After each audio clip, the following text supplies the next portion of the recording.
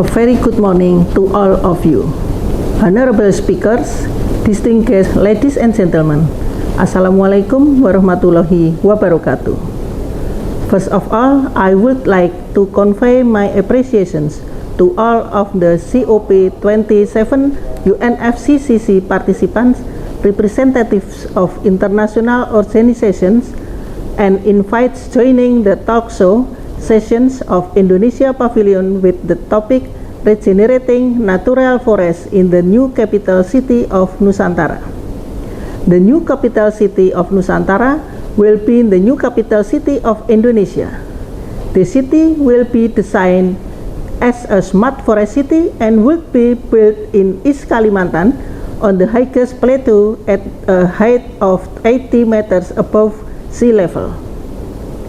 In terms of autonomy, the reason for moving to the capital city, according to the government, is for the sake of equitable development. Decentralization is the idea and spirit of the founders and of the state, with the division of territories including their powers. Nusantara will impact the economic geography of Kalimantan and Borneo as a whole, one of the world's richest biodiversity hotspots. Endemic species such as the Bornean orangutan and the proboscis monkey are increasingly endangered. Therefore, the development of the Nusantara will regard landscape management and biodiversity so that it will return as a natural habitat for endemic species, but for flora and fauna, as well as being an environmentally friendly dwelling. Ladies and gentlemen, President Jokowi has recently announced that Nusantara is also designed to be a forest city, and the area, which are currently characterized by monoculture and industrial plants, will be transformed into a tropical rainforest of endemic plants. This means that green forests in the surrounding Nusantara area should not be damaged to the environment and must be sustainable. The total area allocated for Nusantara is 256,000, which consists of 3 zones that are central government core area 6,671 hectares, capital region of Nusantara 56,181 hectares, and the rest of function is as forestry strategic area. The forestry strategic area have a role to strengthen environmental and social safeguards in the Nusantara development process. This area is divided into 5 zoning. It is: first, forest park conservation area; second, production forest and nursery; third, wilderness zone; fourth, animal corridor; and 5, mangrove ecosystem. The third zone is a wilderness, which is part of the central government core area, where the actual conditions are ex-industrial plantations with eucalyptus as the main plant, with the varied and age from 1 to 2 years to ripening conditions. Ladies and gentlemen, the total area of the transformation target up to 20 and 23 within the central government core area is 984 hectares out of total of 4,600 hectares, which are targeted to be completed in 2024.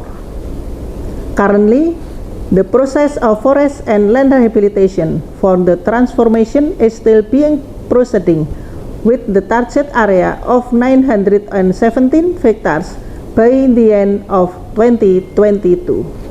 The transformational effort into a tropical rainforest at Nusantara used a forest and land rehabilitation approach by involving the local community in open land locations and locations where eucalyptus was planted less than 2 years old. The types of plants planted are endemic species, native species, mosquito repellent, and animal feed plants. Ladies and gentlemen, the government also invited and challenged the private sector through a public-private partnership scheme to realize this ambition. The challenge channels public and private sector finance into efforts led by national and subnational governments to halt deforestation, while helping companies support their internal emissions reductions with the purchase of carbon credits. It advocates using nature-based solutions, such as replanting and restoring tropical forests to reduce emissions, as well as cutting emissions. Forests increase biodiversity and regulate water, offering a rounded environmental solution. Reforesting the area is not simply a matter of planting a few trees. Instead, the government is attempting to transform the area back into an enhanced tropical forest. Forest regeneration is the process by which new tree seedlings become established after forest trees have been harvested or have died from fire, insect, or disease. Construction of Nusantara would commence by developing the central government area, with reforestation being started beforehand. The government will rehabilitate it into a heterogeneous forest and also first build a nursery center capable of producing approximately 15 million plant seeds per year. The Ministry of Environment and Forestry has provided 16 hectares of land for the construction of the Mentawai nursery and 7 hectares of ponds as the nursery water supply system. Finally, I would like to end my speech by reiterating my Mr. President's speech that Nusantara can be a magnet for domestic and foreign talents. The Nusantara will have the science and facilities that support the 10-minute city concept, 70% green area, 80% environmentally friendly public transport, as well as the use of green energy. Therefore, we are ready to present Indonesia future city to the world. Thank you so much for your time and attention. Have a fruitful discussion.